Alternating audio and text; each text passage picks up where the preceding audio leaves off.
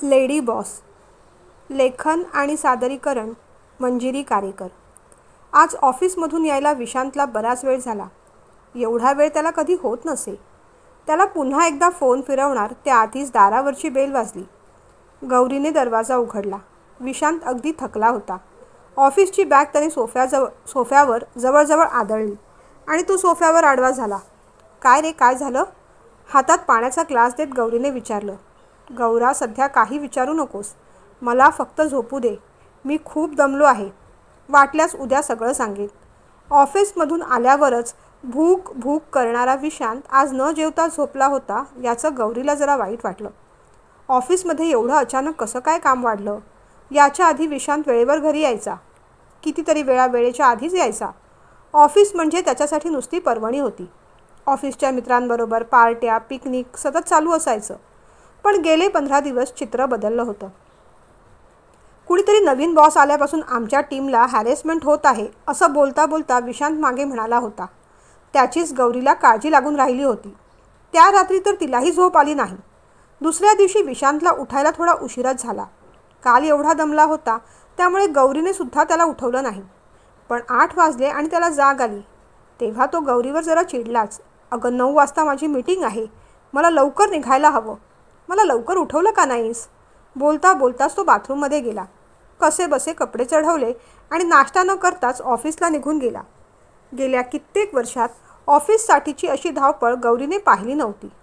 बऱ्याच वेळेस ऑफिसला तो रमतगमतच जात असे. त्यामुळे त्याची ही धावपळ, घाई, आवरावर पाहून तिलाही आश्चर्यच वाटलं होतं. काहीही झालं तरी आज प्रॉब्लेम काय आहे हे विशांतला विचारल्याशिवाय राहायचं नाही असं तिने ठरवून टाकलं. नेहमीप्रमाणे दिवसाला 2-3 वेळेस विशांतचा फोन असायचा. पण आज काही तो आला नाही. तिला विशांतच्या तब्येतीची काळजी वाटू लागली. उगीच या कामाच्या प्रेशरमध्ये BP वगैरे वाढायला नको. शेवटी पैसा काय तब्येतीपेक्षा महत्त्वाचा नाही. कालच्या एवढा नाही, पण आजही विशांतला उशीरच झाला होता. आज बऱ्यापैकी तो रिलॅक्स होता. निदान बोलायच्या मूडमध्ये तरी होता. पिल्लू झोपली का गं? त्याने विचारलं. हो, नुकतीच जेवली आणि झोपली. तुझी वाट पाहत होती, पण म्हटलं बाबांना लेट होईल आणि तिला झोपवून घेतलं. दोघांनी जेवायला सुरुवात केली. तेव्हा गौरीने विषय काढला. का रे, अलीकडे फार टेन्शन आहे का कामाचं? यायलाही उशीर होतो. कामाचं टेन्शन तुझ्या चेहऱ्यावर स्पष्ट दिसतंय. नेमका प्रॉब्लेम तरी काय झाला आहे? तिने विचारलं. अगं हो ना, पहिला मॅनेजर होता ना, तो मस्त होता गं. कामाचं काही प्रेशर नसायचं. जवळजवळ सगळीच कामं ज्युनियर्स किंवा फ्रेशर्स करायचे. आम्हाला फक्त साईन करायला असायची. त्यामुळे भरपूर वेळ असायचा. शिवाय तो स्वतः खूप जॉली होता. त्यामुळे पिकनिक, पार्ट्या सतत चालू असायचं. पण त्याची बदली झाली आणि त्याच्या जागेवर एक खडूस बॉस आली आहे. स्वतःला फार शहाणी समजते. उगीच सगळ्यांना लेफ्ट राईट करवत असते. काही दिवस पाहणार आम्ही, नंतर मॅनेजमेंटकडे तिची तक्रार करणार. बायका बॉस म्हणून डोक्यावर बसल्या ना की जीव नकोसा करून टाकतात. स्वतःला फार परफेक्शनिस्ट समजतात आणि त्याच लेवलची कमिटमेंट, परफेक्शन दुसऱ्याकडून एक्सपेक्ट करतात. बघू, काही दिवस तरी हिचा त्रास सहन करावा लागेल. नंतर काही ना काहीतरी बंदोबस्त करावाच लागेल. त्या लेडी बॉसला एक घाणेरडी शिवी हासडत विशांत पानावरून उठला. खरंच मोठ्या पोस्टवर काम करणाऱ्या बायका अशा असतात. अशाच असतील. त्यांना काय, ना घर ना संसार, ना कुठली जबाबदारी, ना कुठली कर्तव्य. प्रमोशनसाठी, मोठ्या पगारासाठी अगदी तन मन धन आणि कधी कधी तर चारित्र्यसुद्धा अर्पण करतील या बायका. म्हणूनच तर अशा बायकांची लग्न होत नाही आणि झाली तर टिकत नाहीत. ऑफिसमध्ये तर करतातच, पण यांना घरातसुद्धा दादागिरी करायची सवय झालेली असते. नवरा आणि सासू यांच्यासमोर अरेरावी करायची, अगदी बॉस असल्यासारखं. मग यांचे नखरे कोण सहन करेल? पण बिचारा विशांतचा प्रॉब्लेम लवकरात लवकर सॉल्व्ह झाला पाहिजे. तिने सगळी आवराआवर केली आणि मग ती बेडरूममध्ये झोपायला गेली. अरे विशांत, एक गुड न्यूज द्यायची होती. कसली गं? त्याने विचारलं. अरे आईचा फोन होता. प्रशांतसाठी मुलगी बघितली होती ना, त्यांचा होकार आला. अजून नीटची व्यवस्थित माहिती नाही कळलेली मला, पण मुलगी आणि तिची फॅमिली काही वर्ष गुजरातला होते. अलीकडेच मुंबईत आलेत. आईला म्हटलं लग्न सुट्टी बघूनच ठेव, कारण विशांतला काही सुट्टी मिळायची नाही. गौरी म्हणाली. अरे वा, खरंच गुड न्यूज आहे. प्रशांतला माझ्याकडून खूप अभिनंदन सांग. वेळ मिळाला तर मी फोन करीनच, पण सध्या हे ऑफिसचं प्रेशर तर तुला माहिती आहे ना. विशांत म्हणाला. नॉट टू वरी, मी सांगेन. झोपा आता. नाहीतर उद्या तुमची लेडी बॉस लेटमार्क लावेल. विशांत हसला आणि लाईट बंद केली. गौरीच्या आईचा फोन आला की आई सुनेचं कौतुक करून थकायची नाही. मुलगी अगदी गोड आहे ग, लाघवी आहे, एवढी मोठी ऑफिसर आहे, पण जरा म्हणून गर्व नाही. घरी आली होती तेव्हा सगळ्यांना वाकून नमस्कार केला. सगळ्यांशी हसून खेळून बोलत होती. आम्हाला वाटलेलं एवढी मॉडर्न मुलगी शिकलेली घरी येताना जीन्स किंवा पंजाबी ड्रेस घालून येईल, पण छे ग, छान साडी नेसून आली होती. बरं ऐक ना, लग्न पुढच्या महिन्यात घ्यायचं म्हणतोय. थोडी घाई होईल, पण मुहूर्त चांगला आहे. तुला जमेल ना? आईने विचारलं. पुढच्या महिन्यात पिल्लूची परीक्षा असेल, पण फार राहता येणार नाही. 2-3 दिवस अगोदर येईल, चालेल ना? हो हो, अगदी चालेल. आता थोडी खरेदीची गडबड आहे, मग बोलू निवांत, असं म्हणून आईने फोन ठेवून दिला. भावाचं लग्न ठरलं म्हणून गौरीसुद्धा खूप एक्सायटेड होती. हळूहळू तिनेसुद्धा शॉपिंगला सुरुवात केली. आता काही विषयांवर विसंबून राहता येणार नव्हतं, कारण एकतर तो लवकर जायचा आणि उशिरा यायचा, त्यामुळे तिची शॉपिंग तिलाच करावी लागणार होती. आईने लग्नाची डेट सांगितली आणि तिचा खूप हिरमोड झाला, कारण नेमकं तेव्हाच विशांतला कंपनीच्या कामानिमित्त आठवड्याभरासाठी सुरतला जायचं होतं. विशांतने प्रयत्न केला, पण त्याची सुट्टी काही अप्रूव्ह झाली नाही, म्हणून गौरीचा थोडा हिरमोड झाला. विशांतच्या त्या लेडी बॉसबद्दल तिच्या मनात चांगलीच अढी बसली. आईकडे जायचं म्हणून रागारागानेच ती पॅकिंग करत होती. तेवढ्यात प्रशांतचा फोन आला. सगळ्यांची चौकशी करून तो लग्नाची तयारी कशी चालली आहे हे सांगू लागला. अचानक बोलता बोलता त्याला काहीतरी आठवलं. त्याने विचारलं, ए ताई, भाऊजी पण मिडास फायनान्समध्येच आहेत ना गं? हो, विसरलास की काय? गौरीने विचारलं. अगं मग एक गंमतच आहे. तुझी होणारी वहिनी आदित्रीसुद्धा त्याच कंपनीत आहे. म्हणजे पहिल्यांदा ती गुजरातला राहायची तेव्हा वेगळ्या ठिकाणी काम करायची, पण अलीकडेच ती लोकं मुंबईत स्थायिक झाली आहेत आणि तिला या कंपनीत जॉब मिळाला. तेव्हा मलाही क्लिक नाही झालं, पण काल अचानकच एकदम आठवलं.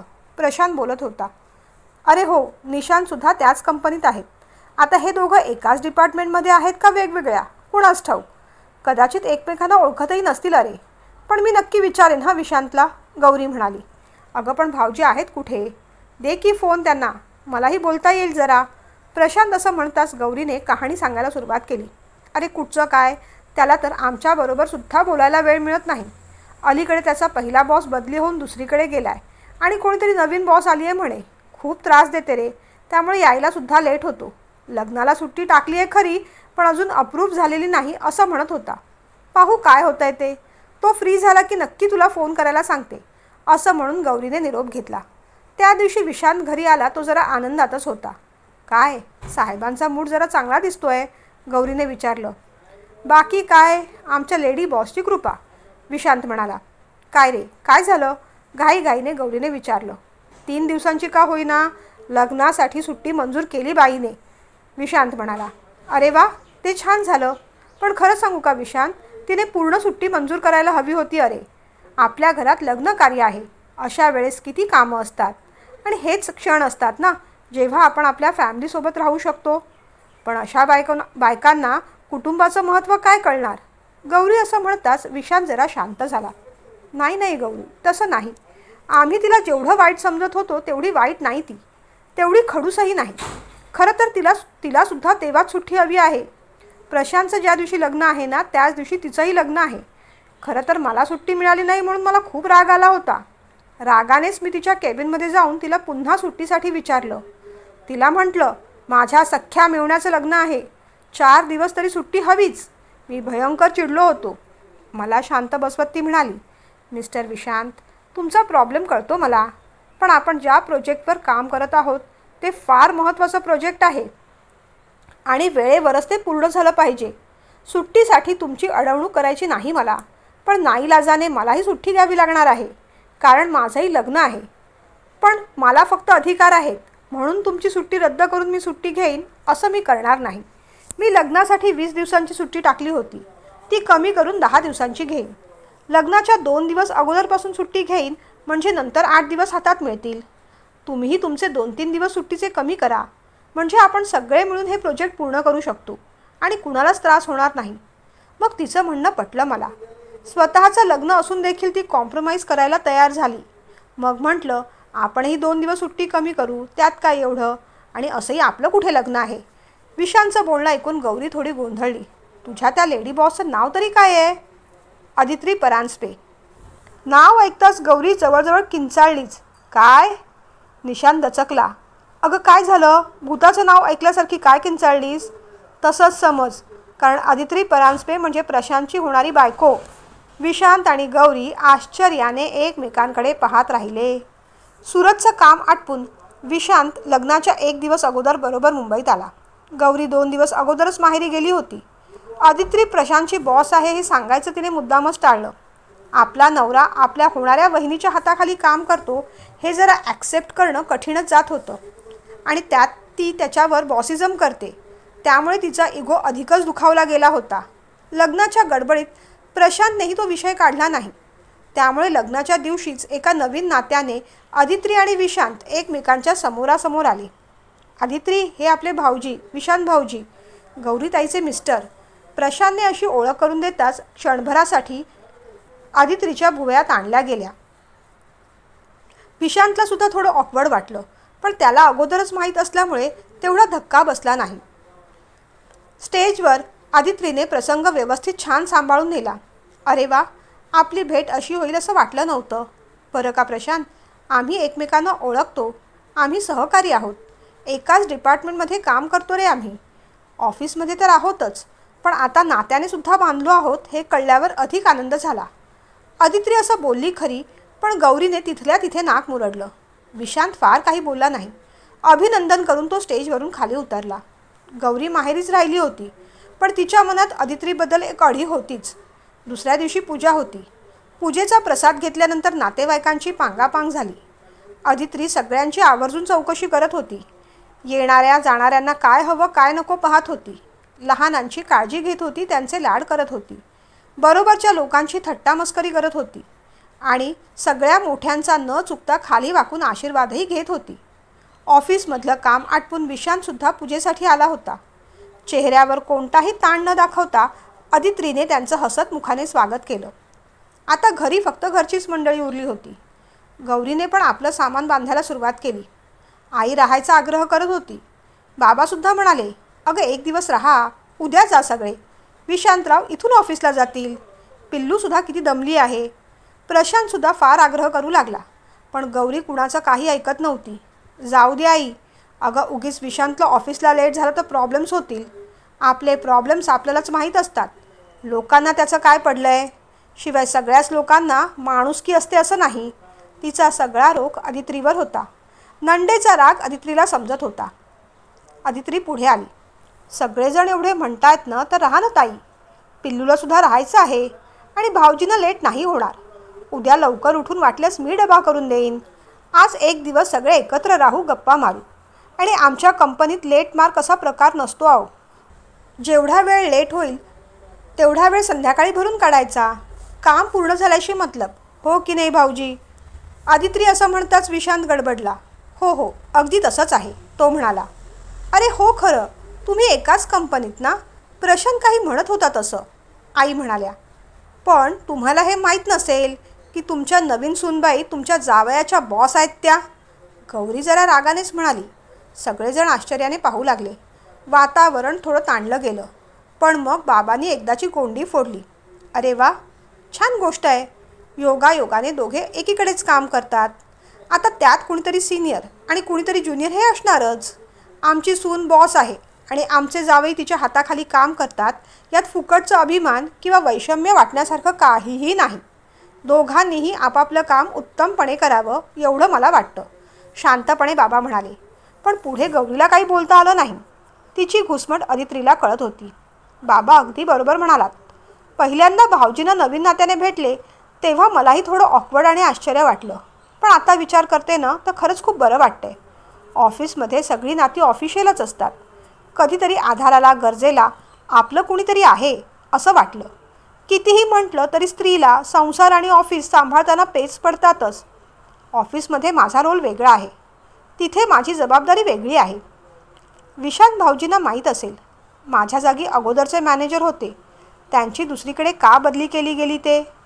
त्यांच्यामुळे कंपनीची 3-4 प्रोजेक्ट्स रखडली होती. कामात बऱ्याच चुका होत होत्या. टीमला ते व्यवस्थित गाईड करत नव्हते. त्यांचे प्रॉब्लेम्स काय होते ते त्यांना ठाऊक. पण जेव्हा माझ्याकडे ही पोस्ट आली तेव्हा सगळे रखडलेले प्रोजेक्ट्स वेळेवर किंबहुना वेळेच्या आधीच पूर्ण करून द्यायची जबाबदारी माझ्यावर आली. त्यामुळे नाईलाजाने सगळ्या टीम मेंबर्सना मला अधिकीचं काम करून घेण्यासाठी थांबावं लागलं. पण त्यांच्याबरोबर मी देखील थांबतच होते. मी जर असं केलं नसतं तर कदाचित सगळ्या टीम मेंबर्सना कामावरून कमी करण्यात आलं असतं. कुणाचाही जॉब जाऊ नये एवढी माझी मनापासून इच्छा होती. कंपनीचं आणि माझ्या सहकाऱ्यांचं हित या दोन्ही गोष्टी जपण्यासाठी कधीतरी कडक शिस्त आणि कठोर पावलं उचलावी लागतात. पण ती जबाबदारी ऑफिसपुरतीच. माझ्या घरी माझी कर्तव्य वेगळी आहेत. मी या घरची सून आहे, कुणाची तरी पत्नी आहे, कुणाची तरी भावजय आहे आणि ती सगळीच नाती माझ्यासाठी तेवढीच महत्त्वाची आहेत. ताई, तुम्ही आणि भाऊजी अतिथी आहात. त्याहून जास्त तुम्ही या घरच्या माहेरवाशिणी आहात. विशांत भाऊजी या घरचे जावई आहेत. या घरच्या जावयांच्या आदरातिथ्यात कुठेही कसूर होऊ नये आणि त्यांच्या आत्मसन्मानाला कुठेही कधी धक्का पोचू नये याची खबरदारी घेणंसुद्धा माझंच कर्तव्य आहे.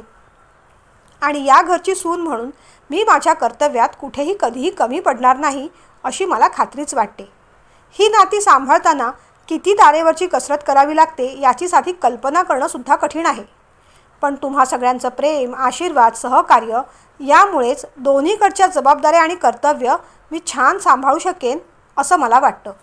माझ्या माहेरी मी एकुलती एक. इथे आल्यानंतर आईबाबांच्या रूपाने प्रेमळ आईवडील मिळाले. प्रशांत माझा नवरा असला तरी मित्रच मला जास्त वाटतो तो. ताई, तुमच्या रूपाने बहीण मिळाली आणि भाऊजींच्या रूपाने मोठा भाऊ. आणि ही सगळीच नाती माझ्यासाठी खूप खूप मौल्यवान आहेत.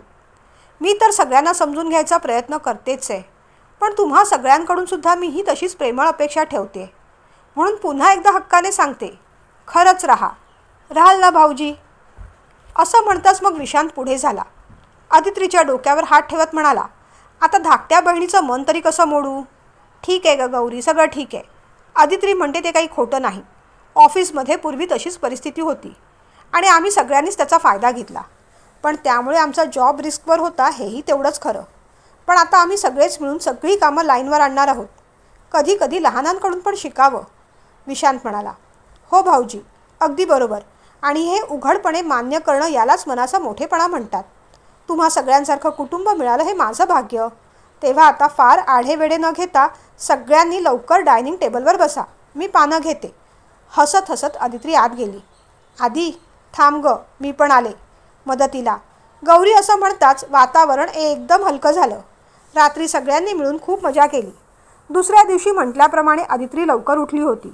सगळ्यांसाठी नाश्ता, विशांसाठी डबासुद्धा तयार केला होता. गौरीच्या मनातला कडवटपणा दूर झाला. संध्याकाळी जेव्हा विशांत पुन्हा गौरी आणि पिल्लूला न्यायला घरी आले तेव्हा आदित्रीने एक सुंदर साडी देऊन तिची ओटी भरली. भाऊजींसाठी शर्ट घेतला. दोघांनाही खाली वाकून नमस्कार केला. खेळणी घेतल्यामुळे पिल्लूलासुद्धा नवीन मामी खूप आवडली होती. गौरी आणि विशांत निघाले तेव्हा प्रशांत आणि आदित्री स्वतः खालपर्यंत त्यांना सोडायला गेले. घरच्या लेकीची आणि घरच्या जावयाची यथोचित आदर आणि सन्मानाने पाठवणी केली होती. सगळेजण खुश होते, आनंदी होते. लेडी बॉसने पुन्हा एकदा सिद्ध केलं होतं की ऑफिसातच नाही तर घरीसुद्धा ती लेडी बॉसच असते.